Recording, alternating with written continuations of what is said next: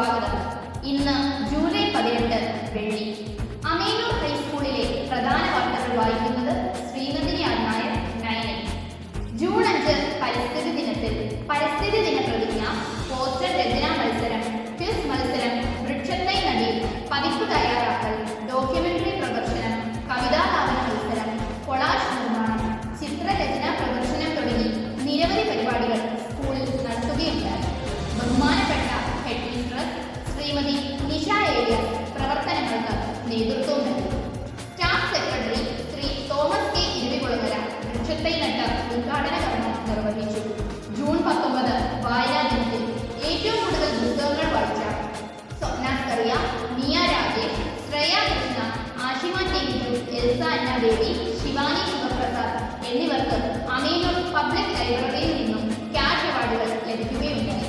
June 26 ലഹരി വിരുദ്ധ ദിനം ആചരിച്ചു. കുട്ടികൾ ലഹരി വിരുദ്ധ പ്രതിജ്ഞയെടുത്തു.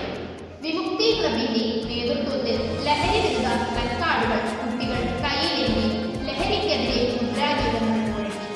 എബിൻ സാറാണ് വിമുക്തി ക്ലബിന് നേതൃത്വം നൽകുന്നത്.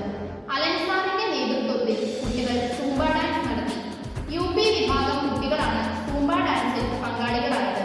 ജൂൺ 23 തിങ്കളാഴ്ച പുസ്തകമേള ആചരിക്കുകയുണ്ടായി. പുസ്തക പ്രദർശനത്തോടൊപ്പം സമീപ പ്രദേശങ്ങളിലെ LP ക്ലാസുകളിലെ കുരുന്നുകൾക്ക് 10,000-ലധികം പുസ്തകങ്ങളുള്ള നമ്മുടെ സ്കൂളിലെ ലൈബ്രറി സന്ദർശിക്കുവാനുള്ള അവസരവും നൽകി. ഇവിടെ എത്തിച്ചേർന്ന എല്ലാ കുട്ടികൾക്കും സമ്മാനമായി പുസ്തകങ്ങൾ നൽകുകയുണ്ടായി. ജൂലൈ 16 ബുധനാഴ്ച ഫുഡ് ഫെസ്റ്റ് നടത്തുകയുണ്ടായി. ജ്യോതി ടീച്ചറിന്റെയും ബിന്ദു ടീച്ചറിന്റെയും നേതൃത്വത്തിൽ 5-6 ക്ലാസുകളിലെ കുട്ടികളാണ് ഭക്ഷ്യമേള സംഘടിപ്പിച്ചത്. സ്കൂൾ ഉച്ചഭക്ഷണം തയ്യാറാക്കുന്ന കനകമ്മ ചേച്ചിക്കും റോസമ്മ ചേച്ചിക്കുമാണ് കുട്ടികൾ അവർ തയ്യാറാക്കിയ പലഹാരങ്ങൾ ആദ്യം നൽകിയത്. എല്ലാ ദിവസവും ഉച്ചഭക്ഷണം ഉണ്ടാക്കിത്തരുന്ന ഇവരാണ് ഞങ്ങളുടെ അന്നദാതാക്കളെന്നും അവർക്കാണ് ആദ്യം തങ്ങളുടെ ഭക്ഷ്യവിഭവങ്ങൾ നൽകേണ്ടതെന്നുമാണ് കുട്ടികൾ അഭിപ്രായപ്പെട്ടത്. ഇന്നത്തെ വാർത്താ ബുള്ളറ്റിൻ അവസാനിക്കുന്നു.